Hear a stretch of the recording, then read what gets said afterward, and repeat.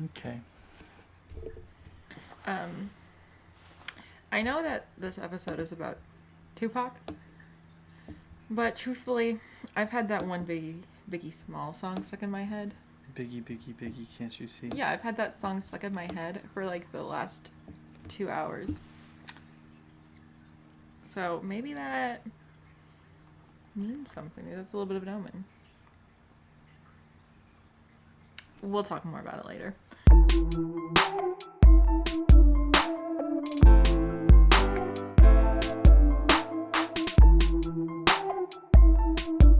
Hello, and welcome back to the Conspiracy Couple Podcast. I'm Marisa. And I'm Ethan. And today we have another very interesting topic to dive into with you guys. But before we get started, I'm going to turn it over to Ethan to tell you about our socials. Follow us on Instagram at Conspiracy Couple, TikTok at Conspiracy Couple Podcast, and subscribe on YouTube at Conspiracy Couple Podcast as well. And if you are already watching us here, go ahead and subscribe like I already mentioned. Turn on post notifications so you know when our episodes are up. Go ahead and leave a comment on this video and like it if you enjoy it. Thank you, Ethan. Any updates you have to share? No? Okay. Working on stuff, but I have no updates. Things are coming. Things are coming. And they're going to get slowed down. A little bit, yes. A lot. I feel like I'm the one that's working on them, and I'm the one that's about to have a job. Yeah, your first day of work is tomorrow. Well, it won't be tomorrow. It'll have already happened. It will have already happened. But as of the recording, it is tomorrow, so. Which means I'll have less time for the podcast. Give Ethan your well wishes. And... give me your worst wishes. Why would you want those? I don't know. Anyways. So, as you know, all those influencers and YouTubers and podcasts that people say, things are coming, so keep your eye out. Ambiguous things are coming, so keep your eye out. Anyways. Are you ready to dive in? I'm not wearing my swimsuit, but sure. Okay, well, you can just kind of like put your little feet in. But I'm going to... your big feet. So I'm going to dive in, okay? So this week on the podcast, we are going to be discussing another very famous artist and some of the theories surrounding his death or maybe his supposed death. I wasn't sure why you said another, but then I remembered we did the Beatles last week. Yeah, we've done a lot of artists. I feel like the ones that we talk about, like musicians or actors, those are the ones that like people love. They eat them up. So we'll see. We'll see what y'all think of this one. So today we are going to be discussing the life and death of rapper Tupac Shakur. Ethan, as always, do you know anything about Tupac's death or any of the theories surrounding it? I know he was shot. Okay. And I know it was believed to be involved with, like, there was, like, the West Coast, East Coast rivalry, I guess, in the rap scene in, like, the 90s. Tupac being West Coast, and then, you know, others. As you mentioned earlier, Biggie was East Coast. I don't know if they have charged anyone with Tupac's death. I know that there is the theory that he's still alive, hanging out with Elvis in Vegas or something like that. But people think he's still alive, I guess. But yeah, I don't know. Yeah, I wonder if Tupac and Elvis would have a lot in common. Like, what if they would have a lot to talk about, you know? I don't think so. I don't think so either. I feel like they don't really got a lot going on. Other than the fact that they both, like, made music. And they both acted. Tupac acted. Oh. Elvis did act. As I recently watched the biography of Elvis. Elvis wasn't in that movie, though. I know. It was a good movie. Anyways, actually, he was in that movie. He was in that movie. Because they used the film from one of his last concerts in the movie. So technically, Elvis was in the movie. Anyways, I'm going to move on. Because I could talk about the Elvis movie for a long time. I feel like you've talked about the Elvis movie the last 3 episodes. Because it was really inspirational. I don't know if inspirational is the right word. Anyways. Just my life right now is constantly hearing about the Elvis movie. Anyways, so Ethan, thank you for that background information that you have. We will be touching on a lot of the things you mentioned. So I'm just going to start off with the broad statement of his death, and then we're going to get into it a little bit more in detail. So Tupac was shot on September 7th, 1996, and died 6 days later as a result. Oh, I didn't realize I thought he died immediately. I also thought that, but I guess not. you kind of hear somebody dies from being shot. You think You think it's kind of instantaneous. Yeah, it's kind of, Yeah. So he was shot on the 7th of September, and he died on the 13th. And his murder is still unsolved. Okay, so they didn't actually. Nobody has been charged with the death, but it has become the source of conspiracy theories suggesting who may be behind it or whether or not he even died at all. So before we get into the theories surrounding his death, we're going to spend a little bit of time discussing his life and career. So Tupac Shakur was born Lassane Parish Crooks on June 16th, 1971 in Harlem, New York. His mother, Afeni, was a single mother of 2 children, and the family often struggled financially, and that kind of forced them to move around frequently and occasionally live in shelters. His father, Billy Garland, was a member of the Black Panthers movement, but he lost contact with his son and Tupac's mom. I was going to say with his son and his mom. When Tupac was about 5, and he didn't see him again until he was 23 years old. Did he lose contact or did he leave? It's a good question. He probably, you can leave and then lose contact. It kind of sounds like maybe he left. But Tupac came back when he was 23, when which he was 23. Tupac was he big then? He was big, yes. Yeah. So Tupac spent most of his life thinking that his father was dead. So he believed that his father had passed, and he reported that he felt the loss of his father, and he often missed him throughout his life. So his father was a member of the Black Panthers movement, and his mother also became a member of the Black Panther Party. And after this, she changed Tupac's name to Tupac Amaru, after a Peruvian revolutionary who was killed by the Spanish. And later, he changed his last name to Shakur in honor of his sister's father. And his sister's father was a man named Mutulu Shakur, and he was also a member of the Black Panthers. So, a brief bit of information about the Black Panthers or the Black Panther Party, in case you don't know anything about the group. I know it's something that's usually covered a little bit in history classes. So we talked about it pretty in depth in my history classes in high school. I remember learning about it in history. In U.S. history, yeah. I can remember the exact page. It's a pretty big movement, so you should know about it. Well, it was big, but also big in influence, but not big quite so much in numbers. Right. So the group was formed in 1966, and this came after the death of Malcolm X. And so this group forms, and they have the primary goal of monitoring the police activity in Oakland, California, and other predominantly Black areas in California, as well as instituting social and political reforms that would benefit the African American population in the country. And so the group was at its height in 1968. And at that time, it had about 2,000 members across the country. But it had started to weaken in the early 1970s, and this was due to a lot of different factors, and the group officially disbanded in 1982. So that's just the briefest synopsis. Very brief. Yes, very brief. So if you want to learn more, I'd encourage you to go to high school U.S. history class. High school U.S. history class. That was where I learned about it. That's where I learned about it as well. Or, also Google. I mean the two. Google, yes. So that's just a little bit of background. So this group is kind of in the weakening phase when Tupac is born. Right. But it was still very influential, obviously, in his life. His mother named him after people that were influential in the group. So there's that. Right. Black Panther movement was something that had lasting impacts and ripples far beyond their actual active days and things like that. Right. Yeah. Still to this day, you could say. Oh yeah, absolutely. There's absolutely still ripples from that. Yeah. So that's a little bit about that, and that was very influential in his family's life. So in high school, the family moved to Baltimore, and Tupac enrolled in the Baltimore School for Arts.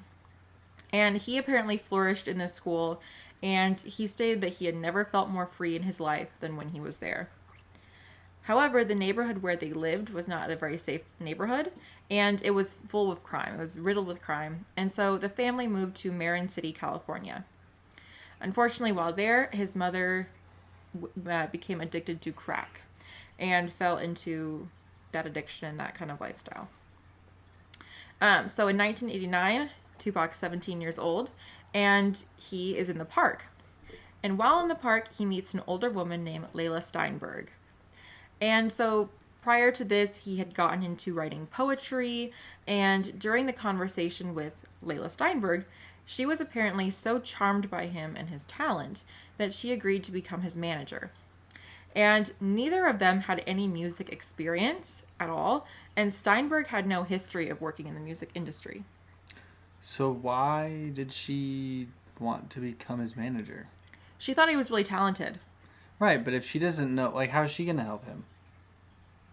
I feel like she's more well-connected than, like, you or I would be. Well, I'm not saying I should have managed Tupac. I'm saying, why her? Like, why is she like, oh, yeah, the industry you want to get into, I know nothing about it, but I'll manage you. I mean, it worked out well. I mean, she was able to, pitch him to these people, to get him connected to other industry people, and she was able to pitch him to music manager Atron Gregory.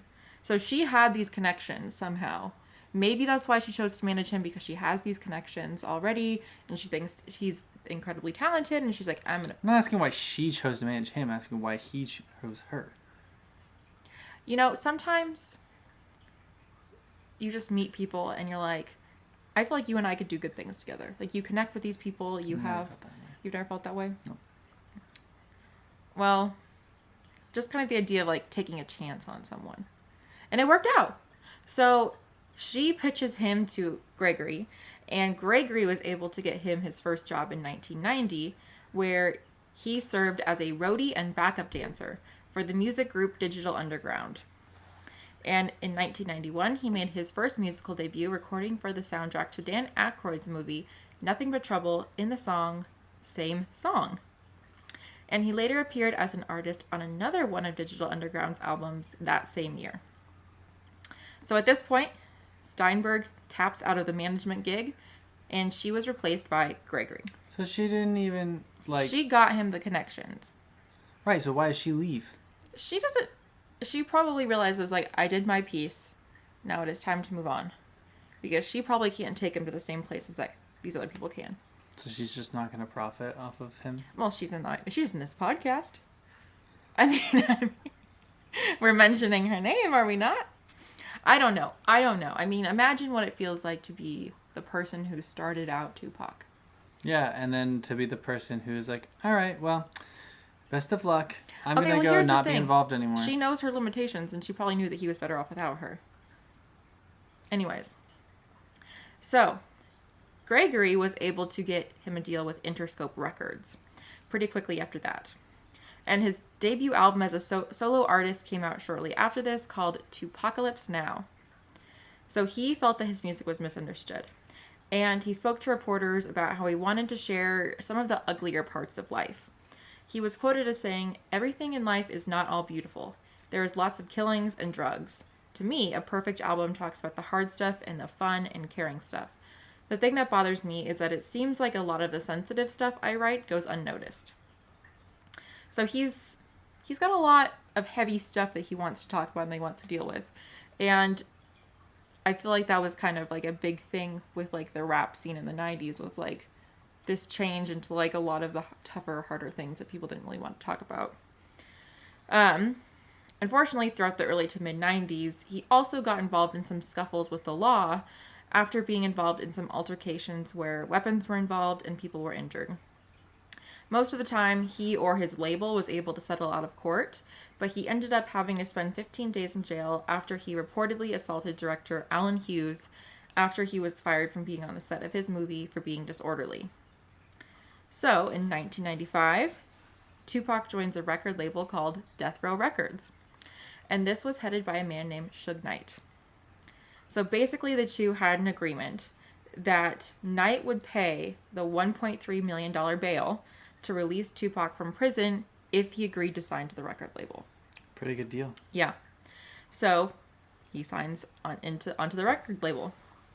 So throughout his career, while alive and after his death, Tupac went on to release 11 platinum albums, 4 prior to his death and 7 after his death. So, with all this, we have this well-known rivalry that's going on.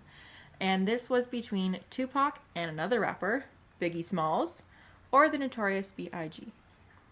So, like Ethan said, this rivalry represented a rivalry not just between these two people, but between East Coast and West Coast rappers.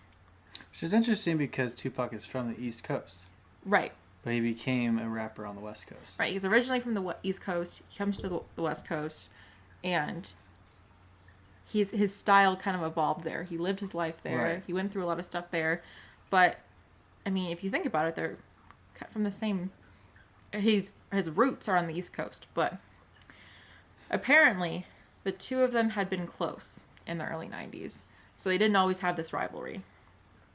And Tupac even served as kind of a mentor to Biggie, but the relationship turned ugly in the mid-90s. So in November 1994, Tupac was shot multiple times while in the lobby of a recording studio by 2 young men. So Tupac believed that Biggie was behind the shooting, or he even thought that P. Diddy was behind it. But he really thought it was Biggie. Unfortunately, no one was ever charged with the incident, and Biggie repeatedly denied any involvement. However, Biggie went on to write a diss track that many people believe was about this incident. So, in June 1996, we get the release of another diss track, this time from Tupac. And this is in retaliation for Biggie's song, as well as, so it's not just to Biggie, but it's also to the manager of the record label that he was under, Bad Boy Records. And the manager of that record label was Sean Combs, or P. Diddy. Or Sean, or Diddy. Or Diddy.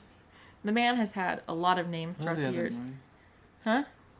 Oh. There was like, I was looking at this. He's had a lot of names. I was watching a YouTube video, and literally it listed like 6 names, and I was like, how am I supposed to keep track of all this? He changed it a lot. It's like Prince. The artist formerly known as Prince. He was X for a while. Anyways. So, this song is released, and the song is called Hit 'Em Up. So, this is in response to the song that Biggie released. So, in this song, Tupac states that he had an affair with Biggie's wife, Faith Evans. So, I mean, that's pretty explosive. Now, Faith Evans denied this relationship ever happened. But, I mean, I feel like any guy would be mad if someone comes up, he's like, hey, yeah, I slept with your wife. I mean, wouldn't you? Yeah. You'd be mad. Depends on if it was true or not. I mean, yeah, obviously. Okay, so this song is released in June of 1996. 3 months after this track was released, Tupac was dead. So, now we're going to get into some of the details surrounding the day of his death. So, September 7th, 1996. Tupac and Suge Knight were together in Las Vegas, attending a Mike Tyson fight at the MGM Grand Hotel. So, apparently after the fight ends, well, this is not apparently, this is on camera, Tupac gets into some sort of altercation with a member of the Crips gang named Orlando Anderson in the lobby of the hotel. So, Suge Knight was a member of the Bloods gang, which, if you don't know, that's kind of a big... Like the most that's like the most well-known like gang rivalry. Yeah. The Bloods and the Crips. So we have Tupac is fighting with Orlando Anderson. So the two of them are in this fight. Knight and other members of his entourage see them in the fight, and they join in this altercation, which was broken up a few minutes later. So the fight gets broken up. They all leave. Tupac and Suge Knight are driving away from the hotel and are on the way to Club 662, which Suge Knight owned. So he was driving, and Tupac was in the passenger seat. At 11:15 p.m., the two are stopped at a red light. And while they're stopped at a red light, someone from another car, a white four-door Cadillac with a California license plate, pulls up beside them. An unidentified shooter in the back seat rolls down the window, leans over, and shoots at Tupac 13 times in rapid succession, hitting him 4 times. So he was hit in the hand, pelvis, and chest, with one of the bullets puncturing his lung. Knight was hit with a bullet fragment, but was otherwise uninjured. So Tupac was taken to the hospital, where physicians kept him alive for 6 days. On September 13th, 1996, his mother decided to withdraw treatment, and he passed away as a result of his injuries. The official cause of death was cardiac arrest. And at the time of his death, he was only 25 years old. So his body was later cremated. Keep this in mind, as this will play into some of the theories. And police never arrested anybody in connection with the shooting. They also apparently never followed up on a lead from one of the members of the entourage who was with Tupac that night. This man was named Yaki Kadifi, and he apparently told police that he knew who shot Tupac. Unfortunately, Gaddafi was killed 2 months later and was never able to testify or name who he said was the shooter. So, a little suspicious. April 7th, 2017, Tupac Shakur was officially indicted into the rock and roll, or inducted, not indicted. I was like, what? He was officially inducted. I said that, I'm like, that sounds right, but wrong. Inducted into the Rock and Roll Hall of Fame. And many people claim that he was the greatest rapper of all time. And his music and poetry is still considered to be very influential to many people, even those who were born after his death. So, now that we've talked about all of that, we've talked about his life, we've talked about the day of his death, or the shooting and the time leading up to his passing, now we get into some of the theories surrounding his death. So, like you mentioned, Ethan, the 2 main theories are the question of whether or not he's still alive, and the question of who was behind the killing. So the first thing we're going to talk about is the question of whether or not he's still alive, and the theory of whether he faked his death. So this is probably the most popular of all the theories, and this is based on the belief that he left clues within his career to his fans that would point to the fact that he was still alive and had chosen to fake his own death. And there are a lot of mini theories within this theory, so we're going to kind of spend some time diving into each facet. Most of those are, where is he? So some of the main clues that people point to is, of course, supposed sightings of him since his passing. We ran into this with the Elvis episode where people would say they saw Elvis at like the Walmart or the KFC or something. And it's kind of the same thing with Tupac. People say that they say Tupac at various places.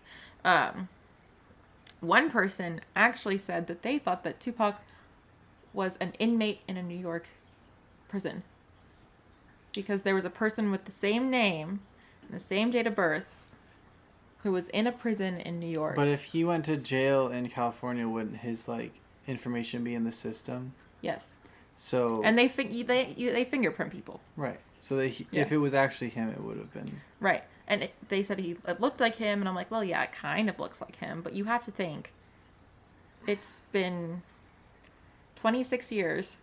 Right, and if he's been hiding out. People do age over time, unfortunately. I don't like to think about it, but we are all aging. So that was one interesting one. So I found this super detailed article, and of course it's going to be in the show notes. And this article highlights some of the evidence that points towards him faking his death. And this article looks through every, his career, his albums, all of it. So the first piece of evidence that points to is this famous photograph that was taken before he was shot. So there was a fan photo that was captured of Tupac and Suge Knight riding in the car shortly before the shooting. And this is considered to be the last photo of him. However, people point out that the photo itself is incorrectly dated as September 8th, as opposed to the actual day that he was admitted to the hospital, which is September 7th. And the people also point out that the photo looks like there are no keys in the ignition of the car, even though they were driving, and therefore they would have to have the keys in the ignition. So that's one piece of evidence people point to. How is that evidence? They say the camera has the wrong day, and their keys aren't in the car, so they weren't actually driving. Which means they he's still posed for the alive. photo. That's just one piece that points, that kind of raises questions. So the biggest thing that raises eyebrows is the autopsy and cremation. So apparently in the coroner's report, his weight was listed at 215 pounds, which was 50 pounds heavier than his actual weight of 165. It's a pretty significant difference. Pretty significant weight difference. As a dietitian, you can look at someone and tell if they've lost 50 pounds. It's a pretty significant amount of weight. Or gained. Right. After death. After death. You don't gain 50 pounds after you pass. So his autopsy has not been made available to anyone, and the person who cremated his body has since disappeared. I've never thought that was weird if an autopsy is not made available. I personally don't really think it's anyone's business to read other people's autopsies, unless it's like a police report or that kind of thing. But I don't really think I want people reading my business after I died, you know? I don't care. I'll be dead. That's true. So his cremation was also carried out really quickly after the autopsy was performed, and that has raised a lot of eyebrows for people. Why was he cremated so fast? So Suge Knight claimed in an interview that he paid someone $3 million in cash to get Tupac's ashes. However, his mother has said that she had his ashes and that she scattered them in multiple different places. So she said she scattered his ashes at a place in LA that was special to him. She scattered some of them in her garden in Georgia, and then she said that she was going to bury them in South Africa. So I guess it leads to the question, where are they? Who has them? If they exist at all, who has them? If Suge Knight was friends with Tupac, couldn't he have asked his mother for some? Why did he pay somebody? He could have. And who did he pay? Exactly. I suppose he could have asked. I mean, it would be pretty bold to ask a grieving mother for some of her son's ashes, but it's if you possible. were like a close friend. Yeah. I feel like that's not that much of an ask. Maybe. But then I've seen an urn.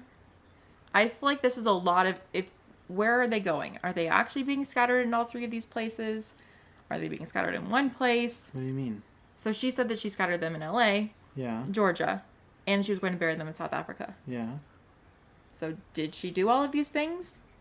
Because it seems like that's a lot of different places. You calling her a liar? No, I'm not calling her a liar. I'm just saying, Why is that up for debate? if you follow the train of thought, it feels like that's a lot of different places to scatter I don't think so. ashes. Doesn't seem like that many to me. Is there even enough of it? If you spread them evenly enough, yeah. I don't have any experience in this I particular. don't understand why that's up for a question. This is the thing. The question is, where are the ashes? Who did Suge Knight pay for them? Does he have them? Does his mom have them? So apparently his mother also had this quote after he passed. She released a statement saying that he had chosen to leave quietly, which a lot of people took to mean that he had chosen to fake his death and leave his former life, not that he had chosen to pass away quietly. So now we're going to look at some of the other clues, specifically the ones that are kind of laced throughout his career, laced throughout his music, that people point to as evidence that he was planning to fake his death. So one of the albums that was released prior to his death was released under an alias, Machiavelli. So this was apparently a nod to Italian philosopher Niccolo Machiavelli. And this was a man who Tupac apparently studied and admired. So Machiavelli has a famous work called The Art of War. And this work talks about how to get the upper hand on your enemies.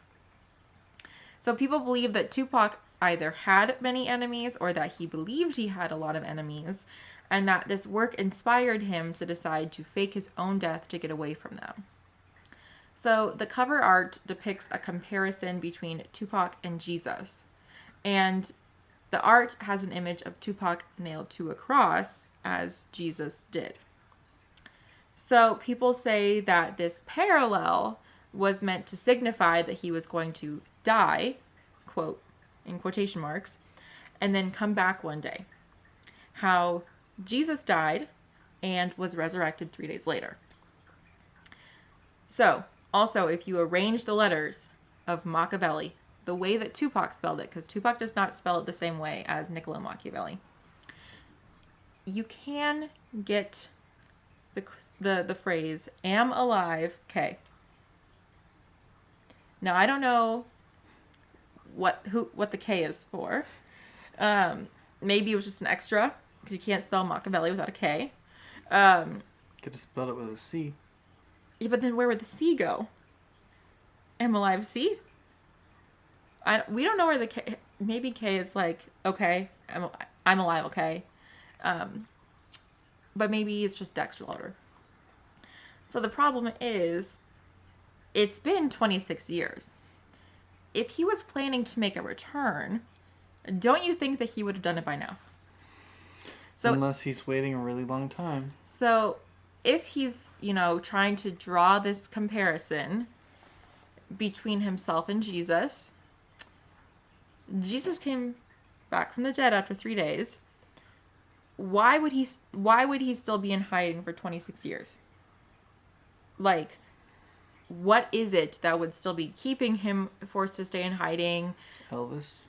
He's waiting till Elvis comes back? No, he's just hanging out with Elvis. Oh, him and Elvis are having a really good time, yeah. So he's like, would you look at the time? It's been 26 years.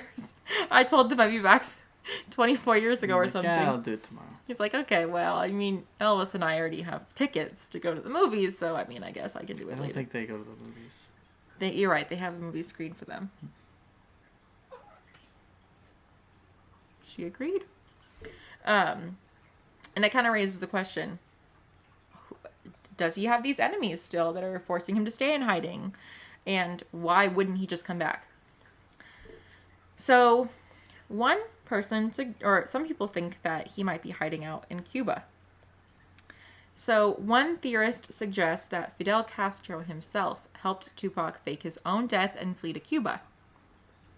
So, this man claims that he was part of the security team that made the whole thing happen, and that he was privy to the use of a body double to fake the death, and that he had video proof of Castro sanctioning Tupac to live in Cuba, but that he had a lot of stipulations for how Tupac had to stay there. He had rules that Tupac had to follow.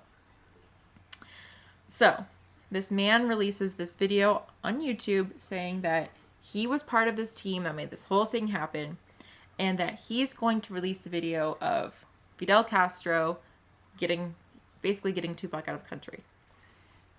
Apparently, right before he was going to release the evidence for this, he was found dead in his car of natural causes.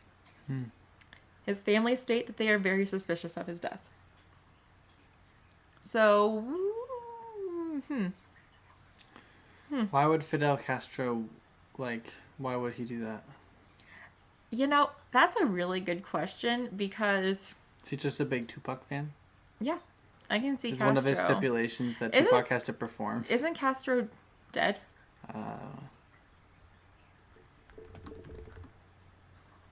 Former president of Cuba. Yes, he passed in 2016. It is suspicious, however, that this man says, I'm going to release this evidence, and then he ends up dead. Yeah. So there's one. Another theory is that Tupac is living in Nevada among the Navajo tribe. So this theory, of course, again hinges on the idea that he hired a look-alike or a body double to pretend to be his dead body and that he was somehow able to escape the scene. So did he actually get shot and then the body double came in the hospital? Or was Suge Knight in on it and his body was never actually in the car and it was a fake body? That's, it could be either of those. Because we do know that a lot of people in history have employed the use of a body double. Hitler was one that used a body double. However, did the body double get killed? Because that's a really bad deal for them if they did. I feel, because the police officer who was first on the scene says that he saw Tupac fall out of the car. I mean, maybe, I don't know. So that's a good question. So this theory was discussed in a movie that came out, and the filmmaker says that the reason that he's able to stay hidden is that since he's on tribal lands, the FBI and investigators can't come onto tribal lands without approval from the tribal council. So you're saying... The thing is, there would be no reason for them to come onto tribal lands because Tupac didn't have like a connection that would make them think, oh, he's definitely hiding out there. So the thing with this theory is not only does this mean that Tupac has this connection with the Navajo tribe and they're hiding him, and none of them are coming out about it over the last 26 years and saying that Tupac is here. Right. So why wouldn't they? Like, what does he have that they're like, yeah, sure. You can stay here, and we're not gonna tell anyone. Yeah. Also, Nevada is in America, and I'm about 100% sure that there are Tupac fans living in Nevada. Yeah, but if he's on tribal lands, I'm pretty sure that there are people who have driven through, who have lived there, who are Tupac fans. So if he were hiding out in Nevada, which is not... Well, also, okay, so he was shot in Vegas. Vegas is in Nevada. So they were just like, oh, he was shot in Nevada, so he's obviously hiding out in Nevada. Yeah, That seems to be the main crux of the theory there. Yeah. Another theory is that the government is keeping him with a witness protection program. Okay. So... It's more believable. That, that could explain... Why, though? Why? Well, perhaps, some of the gang stuff... Right, but usually you only go to witness protection program until like a trial. If you're a trial witness. Yeah, or if you're like snitching. I feel like he wouldn't snitch. Well, also, was there any there has to be a reason that something would have had to happen or been happening. So he's been in witness protection for 26 years. Right. They don't you don't put you in a witness protection program because you have enemies that want to kill you. Yeah, they don't really care. Right, because that's not not their job. No, their job is to put people in jail for crime. And if you're willing to rat somebody out, then they'll put you in a witness protection program. So who's he ratting out? But then that would obviously make you think, well, whoever he was ratting out, they didn't get, which is why he's still in witness protection, if this is the case. Right. So then you might think, oh, well, there might be a trial coming where he'll be asked to testify. But it's been 26 years, so at this point, I kind of feel like it's not happening. The trial's probably... I feel like the statute of limitations on whatever the crime is has kind of I also feel like you can't put somebody of that high profile in witness protection program. I don't think it works. You don't think so? Because the idea is giving them a new identity to live out, and you put them somewhere. Like, you don't hide them away from society. You give them a new identity to be in society without people knowing who they are. Yeah. I don't think that would work. Yeah. Because he has to be somewhere if he's in witness protection program. Who would agree to live in witness protection program in total solitude from the world for 26 years? Especially when you were so famous. Right. There's no way he unless he's very scared of someone. I don't know. Tupac doesn't really seem like the guy that would be scared to hide for 26 years. Yeah. Another theory... he got shot before this, right? Yes. And he wrote a diss track. He didn't hide. Right. He got shot, someone wrote a diss track about the shooting, and then he wrote a diss track. Nothing about his character makes this seem like it fits. Yeah. Another theory is that the Illuminati was behind his disappearance. Why? Of course. I don't really know, because they're the Illuminati. Why would they want him gone? Because they have nefarious purposes. I don't really know. This is the theory that was talked about by Suge Knight's son, Suge Jr., and he apparently believes this theory, or he says he believes this theory. And he also claims that Tupac is living in Malaysia right now. So apparently Suge Knight Jr. gained 200,000 followers following this, and teased that he was going to talk about it on his platform. So... And did he? I didn't go on his platform. I do think that the Illuminati is a very convenient person to pin stuff on. It's a shadow. When you're like, they faked their death, the Illuminati did it. Okay, It's the boogeyman. Couldn't the Illuminati be involved without his death being fake? So the Illuminati just killed him? Right. That seems a lot easier. If you're trying to get rid of Tupac, why not just kill him instead of faking his death? Because he's not out there making music or anything. So if there was something that he was doing that they didn't like, why would they fake his death? Just kill him? Yeah, just kill him. Yeah, I feel like the Illuminati is a very convenient person to pin blame on. Because they have no face. It's just an organization, I suppose. Yeah. Now, this is not a theory, but I thought it was funny. The theory is that Playboi Carti is the reincarnation of Tupac. Okay. So, in case you didn't know, Playboi Carti is a rapper. I didn't really know that before this. Was he born like pretty close after? He was born the day that Tupac passed away. Okay. But yeah, I mean, they don't really look alike. Their styles aren't really similar. similar. Also, what does it matter? I just thought that was interesting. If reincarnation is real, I don't think it matters. I just thought that was interesting. Because it's not like you know who you're reincarnated from. I don't. Like I don't you think keep so. the memories. Otherwise, wouldn't we all know who we're reincarnated from? So it doesn't actually matter. Don't know. I think that, so that's the end of the he faked his death theories, or somebody faked his death, or he's not actually dead. And I think that this idea is, when a public figure passes, a lot of times people or fans don't want to admit that this person who's been very influential in their life has passed away. And so it's easier to say, oh, they faked their death and they're going to come back and they're going to have this great career revival, or, they're in hiding and they're not actually dead. Is it easier, though? Is it easier? I think it might be easier just to assume people are dead, because then it's over. But I think people don't want it to be over. That's the thing. Well, they need to learn about death, People guess. don't want it to be over. I mean, when someone has a big impact on your life, you don't want them to be dead. So I think that this is something that a lot of people, because celebrities, let's just be real, celebrities do have the resources and the finances to be able to do something like fake their death. Do they? Hide away. Yeah, they do. Do they? If you have enough resources and money, you can do a lot of things. Here's the thing, If anyone they in also this world have does, they do. super recognizable faces because they're celebrities. Yeah. You know the people who are most successful at faking their death? People who nobody knows. Yeah. Yeah, that's true.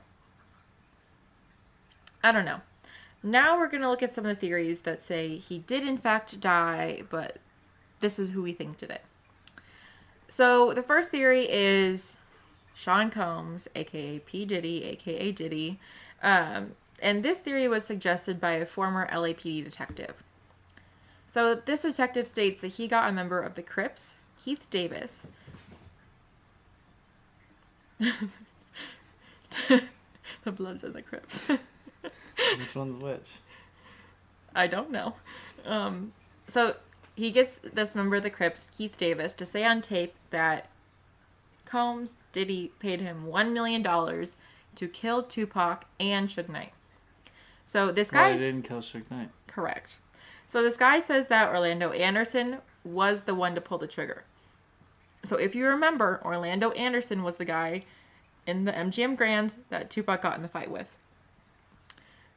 But that Orlando was the one that pulled the trigger, but that it really could have been any of the guys in the car if they had been positioned the car differently. It was just whoever was at that angle, the most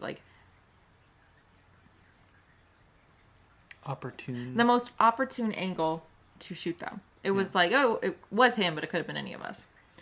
So the motive was apparently that Diddy was scared that Knight would come for him, so he had to get to him first. So why didn't he kill Suge Knight then? Well, he was shot at. The two of them were shot at. Right. He was only hit with a bullet fragment. But when you don't kill the guy you're actually trying to kill, why don't you keep trying? Because, there were 13 shots fired. Right. No, I'm so saying they could have just moved around a little bit. What I'm saying... So why didn't they do it again? Yes. Yeah. That's a good question.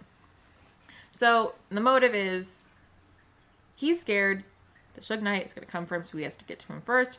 And that Tupac was only involved in the whole thing because he was mad about the song Hit 'Em Up. So he was Seems like kind of a weak theory. So, as I mentioned, before Tupac had been killed, he had been shot multiple times in New York City, and he did have suspicions that perhaps Diddy was behind it. So in 2011, an inmate confessed to being behind the robbery and the shooting in 1994, and that he had been hired by Diddy to carry this out. Of course, on this podcast, we kind of take inmate confessions with a grain of salt. Or any like confession that says, I was paid to do this. Yeah. Because you can just say that. You can just say things. Like, that doesn't mean anything. So unless you have evidence. We take that with a little bit of a grain of salt. Of course, P. Diddy has denied any involvement with this. I mean, he's not going to come out and say, yeah, I did it. I think he should if he did. I mean, he's quite famous. Why not? Just do it. Because he'd go to jail. I mean, rich people don't go to jail all the time. So you never know. I just got phlegmy all of a sudden. Another theory is that Suge Knight ordered his death. So this theory was suggested by a former police officer who said that Knight had a few motives. So one motive was financial.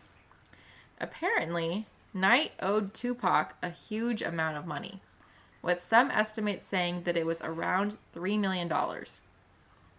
Imagine someone owing you $3 million. That's a lot of money. So, in 1997, Tupac's mom, Afeni, sued Death Row Records for mishandling Tupac's funds and apparently for taking some of his money from him. So, the other motive was business. Apparently, Tupac was planning on leaving Death Row Records and potentially starting his own record label. Prior to his death, he fired his attorney, David Kenner. Kenner was not only Tupac's lawyer, but also Knight's. And he was the person who wrote up Tupac's agreement with Death Row Records in the first place. 1 week after Kenner was fired was the shooting after the boxing match that Knight invited Tupac to. So, all of that makes sense. The motives and everything. Mm-hmm. Except for the execution. Because if I'm trying to get my friend killed, my business partner killed, I'm not stepping in the line of fire. Like, 'cause you know how easy it is for a bullet to just, like, go astray and kill you? Like, why would you have them do it then? Right. Makes no sense. Right. It seems... Well, like, obviously... Okay, here's what I know you're about to say. It kind of pulls all suspicion off him because he's like, I was getting shot at too. Right. But that's so stupid. You could die. If that is the truth, that's stupid. You could have been shot. You could have died. Right. So, apparently, immediately after the fight in the lobby, Knight pulls away from the group to go make a phone call. He also insisted that Tupac ride in his car with him as they left the hotel. So the entourage was quite long. There were about 6 cars in the entourage. And Knight insisted that Tupac ride in the car with him. Also, the bullet wound that Knight received was never verified by the hospital, the police, or any other witnesses at the scene. Doesn't mean anything. However, a retired police sergeant from Las Vegas claimed that he was the first at the scene, and that he saw Knight's head gushing blood, and that he appeared to be genuinely concerned for Tupac. However, people are skeptical of this man's testimony as he didn't come forward until 14 years later. I don't feel like that matters whether he had a wound or not. It still is idiotic to hire somebody to shoot at you. I do think, here's the thing, I think that the business and the financial actually go hand in hand, because $3 million, that is a lot of money. No, those two things are absolutely tied up, but... Tupac leaves Death Row Records. Tupac was huge. He didn't leave. He was going to leave. He was going to. Let's just say he's planning on leaving. Well, he was. Well, yes, okay. He was planning on leaving. He's huge. Like, he's a major, major, major talent for this record label. If he leaves, that's a huge amount of money that they're going to be losing. Let's say, and then he potentially wanted to start his own record label. That's going to be in direct competition to Death Row Records. At the same time, they lost that income anyway because he died. I guess that's true. Not really smart. Oh, you're gonna stop giving us money. Well, guess what? You're going to stop giving us money because you're dead. But here's the thing. If he would have gone to a different record label, then he would have been making more albums that then would have made that record label more money. So maybe they were thinking like, well, I mean, if we can't have him, no one can have him. Another theory is that Biggie Smalls ordered his death. We know it's not a secret that they had a feud prior to Tupac's death, and so this leads some people to think that maybe his rival decided to take matters into his own hands and remove the competition. Neither Biggie nor anyone connected to him was ever questioned in relation to the shooting. Biggie was also murdered 6 months after Tupac in a drive-by shooting, and his murder is also still unsolved. Another theory is that he was killed by Anderson or another member of the Crips. So, this was not a 6-car entourage, it was a 10-car entourage. So, members of the 10-car entourage that followed Knight and Tupac before the shooting say that it was Anderson who shot him or some other member of the gang in an act of retaliation for the fight they got into in the lobby of the MGM Grand. However, this lead was unable to be fully followed by police after Anderson was killed in an unrelated gang shooting in May 1998. Up until his death, he denied that he had anything to do with the shooting. So there's also the theory that ties in Biggie with the Crips, saying that Biggie paid $1 million to the Crips to shoot Tupac and that he supplied the gun for the shooting. So, those are the main ones. Ethan, we're going to start winding down.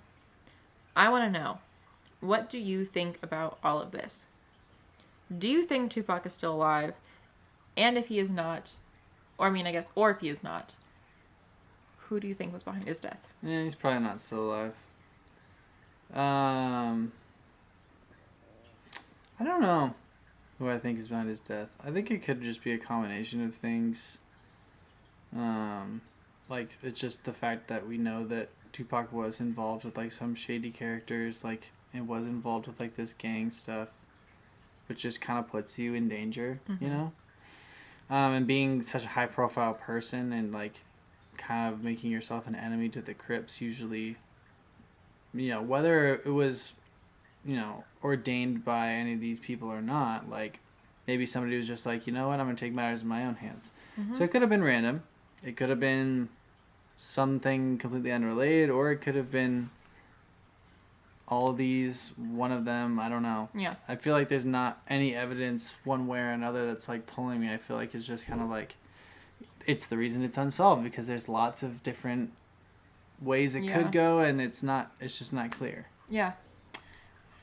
I don't think Tupac is still alive. I think that it's harder to do they're still alive and hiding out somewhere when, as we, like, move closer and closer to, like, modern times, because now we have, like, smartphones that take pictures and videos and, like, a lot of media surveillance just, you know, as we go throughout life and go to the grocery store or anything, like, we're on camera everywhere. So I think that it's easier to believe that someone, like, in the 60s or 70s, like Elvis, could have, like, faked their death or could be still alive, because there wasn't, like, that kind of technology. And by the time we got that kind of technology, Elvis was old and he wouldn't have looked the same anyways. Right. I do think, you know, there's obviously, like, a lot of compelling motives. Finances, we know that that's a huge reason that people get killed. Finances and, like, relationships, that's a huge reason people get killed. We also do know that involvement in the gang lifestyle is very dangerous. And he had already been shot once. And, you know, it's hard to, you know, track down who is the culprit in a lot of these gang-related shootings because people don't talk. Right. So I do think that I'm more inclined to believe it's related to some sort of gang retaliation or gang, you know, war. And I unfortunately don't think it will ever be solved because people don't, like, it's snitching is not a good thing in those kinds of circles. And so nobody's going to say it. And I mean, if they didn't say it then, they're not going to say it now. But yeah, we want to know what you guys think. As always, we want to know what you guys think. Do you think that Tupac's still alive? Do you think he's in Cuba? Or that maybe the Illuminati has him? Do you think that maybe there's a different explanation for his death or a different place he could be hiding out? And yeah, let us know what you guys think. Of course, you can comment down below if you're on YouTube. If not, you can send us a DM on Instagram. And make sure that you leave us a nice 5-star review on your streaming platform of choice. Share us on social media, or with a friend, or with a family member. And tune in next week for a new episode. Bye. Bye.